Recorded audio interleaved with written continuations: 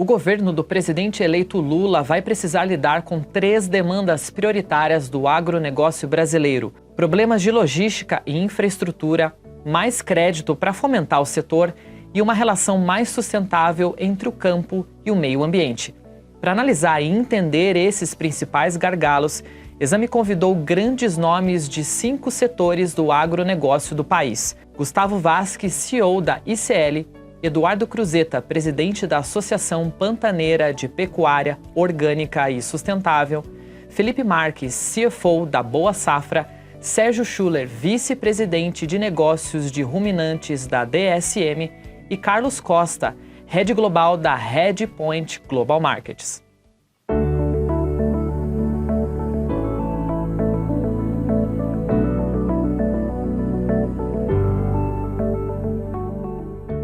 O agronegócio tem muitos problemas de questão, problemas não, no sentido de que precisa, ter uma demanda logística muito grande. Quais que são as demandas que, na tua visão, nesse momento a gente tem de questões logísticas para escoamento de produção, para conectar produtores, para conectar o cliente que muitas vezes está fora do Brasil? Quais que são as oportunidades ali, os gargalos que você vê que para o ano que vem o próximo governo, por exemplo, precisa enfrentar e que é uma demanda do setor na tua visão? Ótima pergunta. Sem sombra de dúvida, é um dos setores que mais precisa de investimentos no Brasil. E já fazendo o link com a questão da inflação dos alimentos, o governo pode ajudar muito nesse quesito, que quanto mais barato for a gente conseguir escoar nossa produção, os insumos chegarem até a fazenda, consequentemente a gente abre espaço para conseguir ter menores preços no final do dia. Então, eu vejo isso como um dos papéis fundamentais do novo governo, de incentivar muitos investimentos para a questão de logística. Temos debêntures de infraestrutura que pode financiar o setor, incentivar o mercado de capitais como um todo, para que realmente a gente consiga prover menores custos, porque a nossa briga ainda é muito desigual. Quando a gente olha o grãos e a gente compara o Brasil lá com o Corn Belt, tem uma balsazinha que trafega, tem todas as ferrovias que tem no mercado americano. Então a gente vê que o produtor lá consegue capturar muito mais do preço do que eventualmente o nosso produtor aqui no Brasil, ainda mais que a gente é um país que não tem uma logística ainda muito focada na rodoviária. Então que a gente deixa muito dinheiro na mesa e desperdício de produtos também no final. Então acho que esse é um dos papéis fundamentais do governo para que a gente consiga reduzir o custo do Brasil e, consequentemente, deixar o nosso produto cada vez mais competitivo para o brasileiro e para o mundo. Até nesse momento passa no Congresso a cabotagem, a regulamentação da cabotagem, por exemplo, para tentar desafogar, tirar do rodoviário e tentar levar para o mar, porque a gente pode, do Rio Grande do Sul até o Nordeste, por exemplo, poderia levar justamente pelo mar. Então tem projetos nesse sentido também para tentar justamente isso que você está falando, escoar a produção de uma outra maneira que não seja rodoviária. Eduardo, eu queria que você trouxesse para a gente mais essa questão ambiental que a gente, vai falar bastante, ainda mais por conta da COP, até para quem está assistindo em um outro horário, a gente está gravando no segundo dia de COP, teve no domingo a abertura oficial e na segunda-feira, que quando começam os trabalhos, todos os líderes mundiais estão falando. Então, só para vocês entenderem, quem está vendo no outro dia, só para a gente datar onde a gente está gravando, só para vocês entenderem por que essa questão está vindo com tanta força no dia da nossa gravação aqui. Você que está dentro de um bioma aí muito importante que é o Pantanal, que enfim teve queimadas anos atrás, enfim, qual que é o papel do agronegócio também para ajudar a fomentar e para ajudar a preservar o meio ambiente e para coexistir com o meio ambiente e para fazer com que essa região não seja degradada, por exemplo? Qual que é o papel do agronegócio também na preservação ambiental? Obrigado pela pergunta, Gilson, excelente.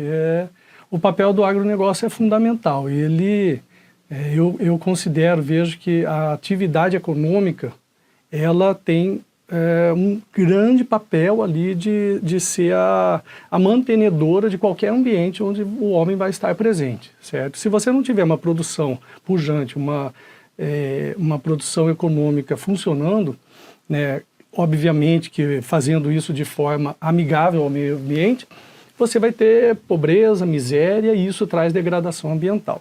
Por exemplo, lá no Pantanal, você citou as queimadas que ocorreram nesses 2 últimos anos, elas tiveram aí um componente muito forte, que foi a questão climática da época, Então a gente teve 2 anos 2 para 3 anos, aí esse ano já foi melhor um pouco, de secas históricas, que já haviam ocorrido 50, 60 anos atrás, né, mas durante todo esse período não havia tido esse tamanha seca na nossa região. E aí, olha que interessante, justamente as áreas onde tiveram os menores impactos, onde os incêndios foram mais contidos ou foram rapidamente contidos, foram onde tinha maior atividade pecuária, que eram as áreas ocupadas, onde o boi estava atuando, né, então consumindo a vegetação, você tinha pastoreio e tinha a presença dos produtores rurais ali, todos conectados. Então, uma vez que um tinha problema numa fazenda, já imediatamente acionava os vizinhos e todo mundo se mobilizava para ir ali atender e controlar aquele incêndio. Porque um tipo de fogo, esse tipo de situação, até você receber um efetivo que vier para socorrer, que vai levar lá no Pantanal 2, 3 dias para chegar, quando chega, porque não existe esse efetivo, na verdade, já tinha acontecido o problema. Então, imediatamente a gente tinha essa solução com os vizinhos mesmo. E onde tiveram os grandes problemas foram nas áreas de reserva, onde a vegetação é muito alta, então ficou muito tempo seco, né, com pouca chuva, aquilo secou tudo, e aí um passante, ou no rio, ou numa estrada, ou qualquer situação que acontecia um início de fogo, ficava incontrolável, né, e foram onde aconteceram aqueles grandes desastres.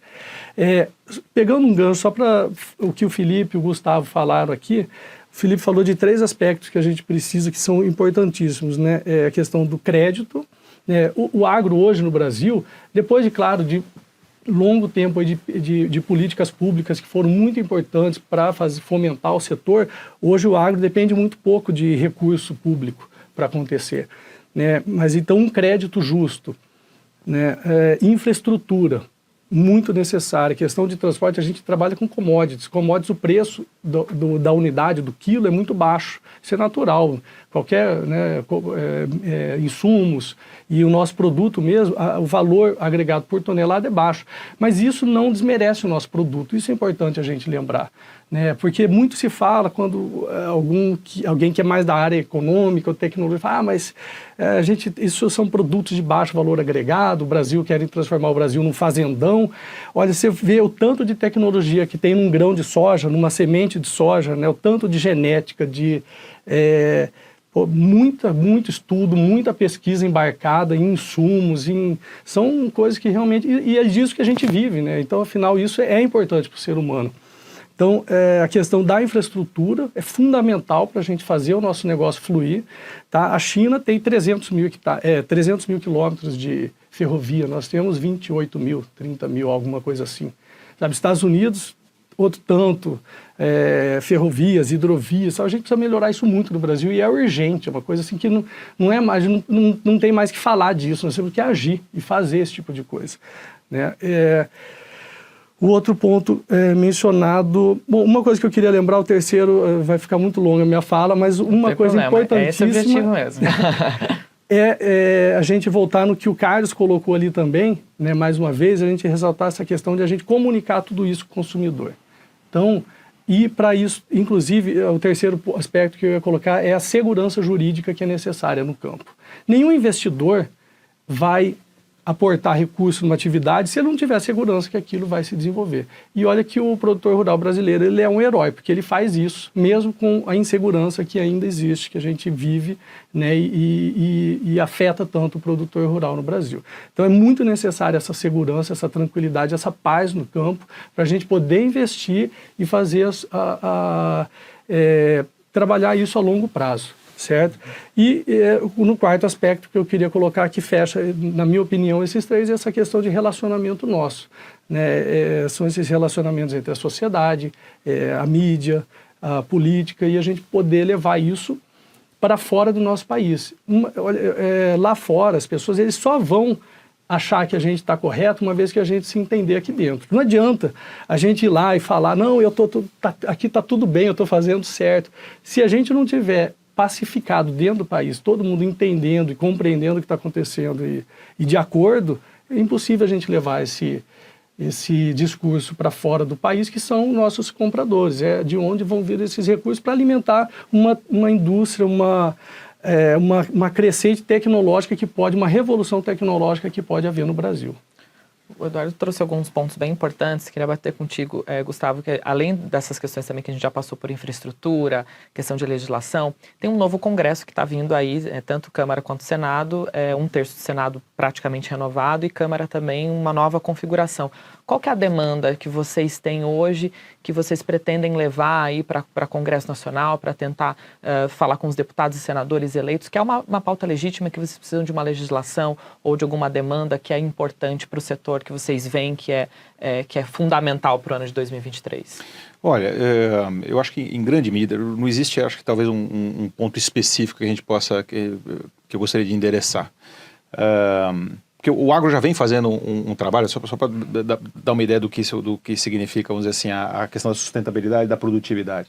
A estimativa para essa safra é que a gente tem em grãos pelo menos, a gente tem um crescimento em torno aí de entre 12% e 14%. Depende de quem faz a estimativa, mas a área mesmo cultivada vai crescer em torno de 4%. Ou seja, a produtividade está aumentando, se produz cada vez mais daquele mesmo hectare.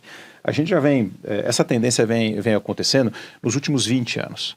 Através de tecnologia que está embarcada ou nos insumos ou no manejo, sementes avançaram tremendamente, a área de fertilizantes, que é a área que eu represento aqui, também cresceu enormemente em termos de tecnologia. Então, o Brasil vem fazendo um grande trabalho através das iniciativas de cunho privado, principalmente, né? Vamos dizer assim, o papel e a necessidade do governo apoiar todo esse crescimento, essas iniciativas em termos de inovação e crescimento tem sido cada vez menor, porque o setor privado tem procurado compor e achar suas próprias soluções. Então, assim, nesse sentido, eu acho que a infraestrutura provavelmente é a nova fronteira a ser vencida, onde, evidentemente, a frente parlamentar, o Congresso, de maneira geral, pode atuar, vamos dizer assim, com um pouco mais de vigor, um pouco mais de foco. Né? A gente tem visto nos últimos anos, né, o Arco Norte, por exemplo, agora tem escoado boa parte da produção de soja. Até poucos anos atrás isso era muito pouco representativo, né, Felipe? E hoje a gente vê isso acontecendo, mas essas duas foram iniciativas em que o setor privado tomou grande frente com algumas das PPPs. Eu acho que daqui para frente as parcerias público-privadas podem ter um caráter maior, mais presente, mais estudado e mais sustentável para o setor agro e para outros setores da indústria também, né? Não apenas para o setor agro. Eu viria esse como talvez uma grande oportunidade para nós daqui para frente. Eu até queria colocar esse gancho que ele pegou da infraestrutura e queria chamar o Carlos aí para dar a opinião dele sobre a infraestrutura, né? Até quando você fala com os teus clientes aí, enfim, com essas análises de risco, enfim, todas essas questões que o Brasil precisa enfrentar para o ano de 2023, quais que são os gargalos e quais que são as oportunidades, os desafios na área de infraestrutura, na tua visão, para o agronegócio no ano que vem?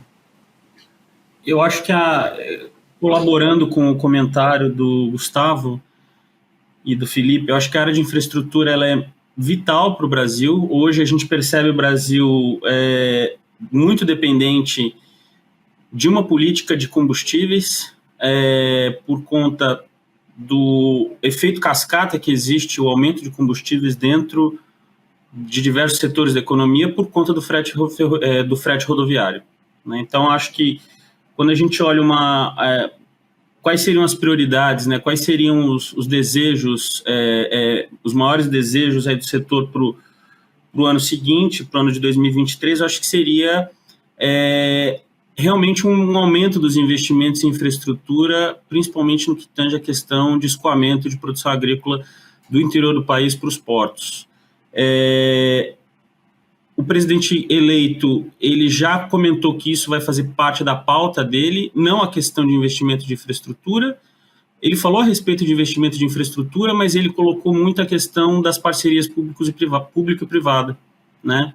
Que isso vai ser algo que ele vai buscar desenvolver bastante nos próximos anos. Eu acho que hoje é um ponto muito importante que precisa ser, vamos dizer assim, destravado, né? A gente entende, quem é do setor sabe que no período de safra de soja fica praticamente é impossível o trânsito nas rodovias federais do Mato Grosso, né? Ou seja, além de uma questão de gargalo de escoamento logístico, você tem uma dependência de diesel enorme.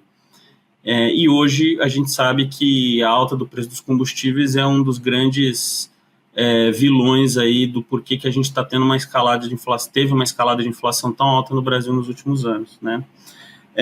Então acho que eu olharia isso como uma grande oportunidade.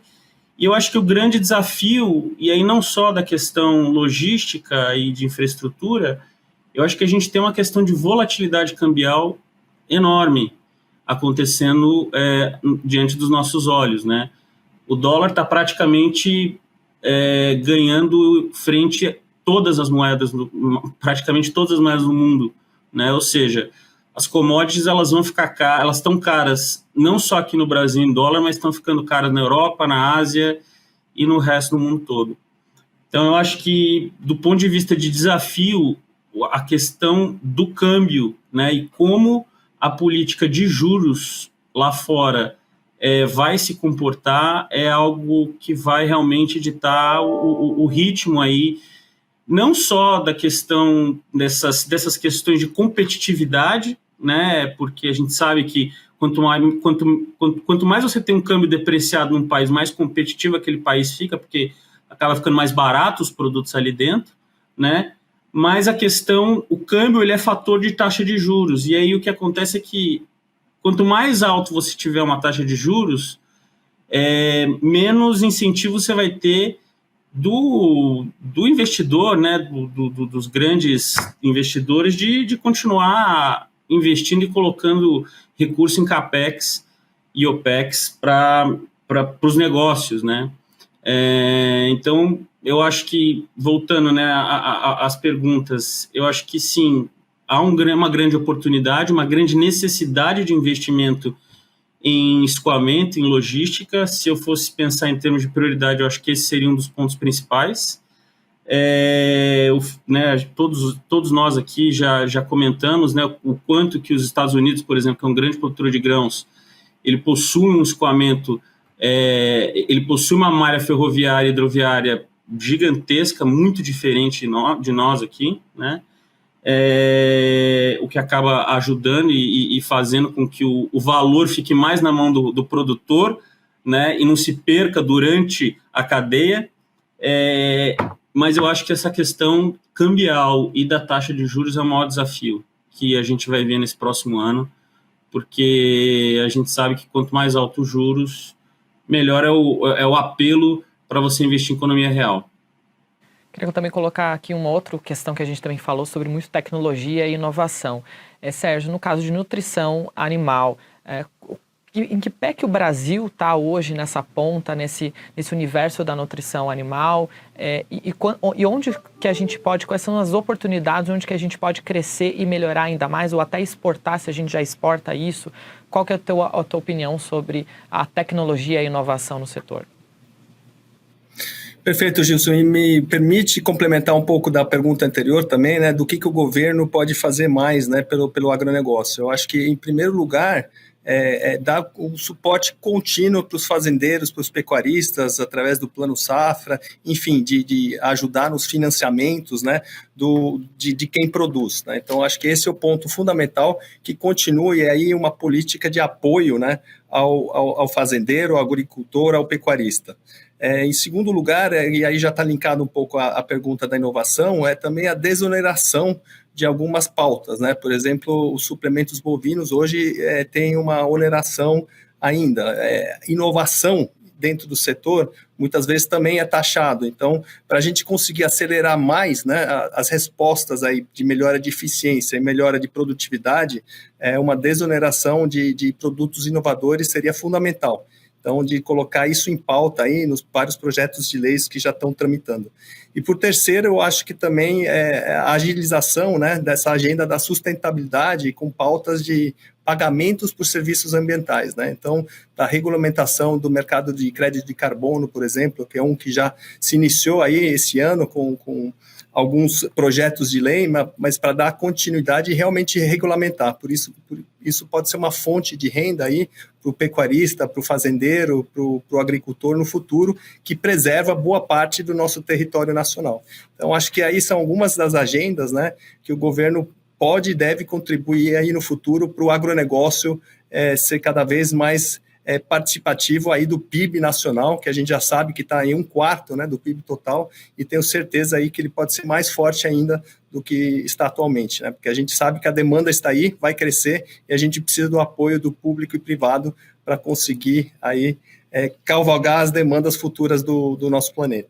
Então, são esses alguns. Em termos de tecnologia, a gente já vem avançando bastante, né, a informática aí, o 4.0 está vindo aí para auxiliar também a achar soluções mais específicas, né? Eu vou citar, por exemplo, um exemplo de mensuração do sangue de nível de vitaminas de um rebanho, né? Você consegue aí realmente desenhar a nutrição específica para cada raça, para cada bioma, para cada tipo de rebanho, genética, enfim. A tecnologia vem aqui para ajudar cada vez mais, né, a achar soluções com menos desperdício. Então, acho que a tecnologia digital ela deu uma acelerada muito forte nos últimos 2 anos de pandemia e também no setor de agro, né? A gente tem diversas startups, né, hoje atuando já no mercado brasileiro, startups nacionais, né, que fazem todo quanto é tipo de uso de tecnologia para melhorar a eficiência do nosso agronegócio. Até queria trazer um ponto que ele falou bastante dessas startups. Muitas delas são criadas em universidades, por exemplo. Qual que é a relação do agro com as universidades brasileiras hoje? Na tua visão, Gustavo, você acha que pode ser mais? Pode ser, onde que pode ser feita essa interação, por exemplo, com as universidades, tanto públicas quanto privadas? Hoje já existe muito dentro do setor privado. Eu vou falar um pouco do nosso caso, apenas para citar como exemplo. Nós temos muitas parcerias com Exalc, com inclusive institutos estatais, com a Embrapa. A Embrapa tem um trabalho imenso, vamos dizer assim, de contribuição para a agricultura. A gente também faz isso. E com startups, ou seja, do setor privado, tem muita gente com sensacionais ideias, mas falta funding, né? Falta dinheiro para você, vamos dizer assim, alimentar a criação o segmento dessas tecnologias. Nesse sentido, eu acho que ainda existe um grande campo para a gente ampliar o fomento nas universidades. Tá? A gente vê, por exemplo, os Estados Unidos, para ficar apenas em um exemplo, as universidades elas têm todo um arcabouço ali de incentivo ao empreendedorismo dos professores, dos estudantes que estão ali, muitas vezes empresários, empreendedores que usam o ambiente da escola como um ecossistema para poder dar seguimento aos seus projetos. Então, trazer um pouco desse modelo, enfatizá-lo cada vez mais aqui no Brasil, acho que é um excelente benchmark para nós. Né? Você mencionou a COP27, nós temos uma startup que faz parte da ICL nesse momento, vai fazer uma apresentação lá a respeito de o quão importante é compartilhar dados da agricultura, os produtores, as produtoras rurais compartilharem seus dados de uma maneira colaborativa tal que outras empresas possam se beneficiar dos mesmos dados e avançar cada vez mais rapidamente e endereçar essas soluções de sustentabilidade, inovação, para trazer, vamos dizer assim, a segurança alimentar para o mundo inteiro de uma maneira mais efetiva. Então, acho que existe bastante campo ainda para evoluir, a despeito de já termos feito enormes avanços aqui no Brasil. Então, olha, eu queria bater num outro ponto que a gente falou sobre a comunicação, né? Que é importante a gente também, que o consumidor entenda tudo isso que a gente está falando, tudo que a gente está... todas essas inovações, esses campos aí que vocês, por exemplo, já fazem e já são expert nisso. Na tua opinião, como que deveria ser a comunicação e o que falta ainda para a gente comunicar melhor ao consumidor quando ele vai na prateleira, quando ele está consumindo alguma coisa, para ele saber que é uma carne sustentável, por exemplo, ou que tem uma tecnologia ali nova, ou que tem algum campo ali que ele ainda não foi explorado. Como comunicar isso melhor para o consumidor? Bom, Gilson, essa comunicação ela vai ser feita de inúmeras, diversas formas, né? Em todas as frentes aí de acesso ao consumidor. Nesse ponto específico que você tocou, no produto, na prateleira, a principal forma são os selos que vão compor ali aquele produto. Cada selo vai indicar um tipo de característica que você pode desejar mais, o Felipe outra característica, tal, cada uma delas toca você de alguma forma, né? Então, hoje, o selo mais antigo que a gente tem, mais antigo, não sei, mas o orgânico do Brasil, que nós trabalhamos com ele há 20 anos lá no Pantanal, a gente produz carne orgânica, assim que começou a nossa associação, a BPO. De lá para cá, acumulando experiência, entendendo o mercado, trabalhando com cadeia produtiva, né? Então, a gente fazendo essa interligação da cadeia produtiva, atuando em todos os elos, a gente evoluiu para um protocolo de produção que é o protocolo que a BPO desenvolveu, Carne Sustentável do Pantanal. Agora estamos trabalhando com o protocolo da indicação geográfica da carne pantaneira, porque aí você pode realmente comunicar a origem daquele produto como se referindo a um espaço geográfico, no nosso caso o Pantanal. Hoje mesmo tem uma comitiva lá do Mato Grosso do Sul e do Mato Grosso, com vários entes aí do governo do estado, SEBRAE, das Embrapas, que assim, importantíssimo a gente falar muito da Embrapa, que é uma parceira fundamental do agronegócio brasileiro, da nossa associação, sindicatos rurais, está todo mundo fazendo uma visita no Rio Grande do Sul para conhecer sobre o processo de indicação geográfica que eles vêm desenvolvendo lá já há algum tempo, para a gente aprender algumas coisas, porque nós estamos caminhando com o nosso no Pantanal.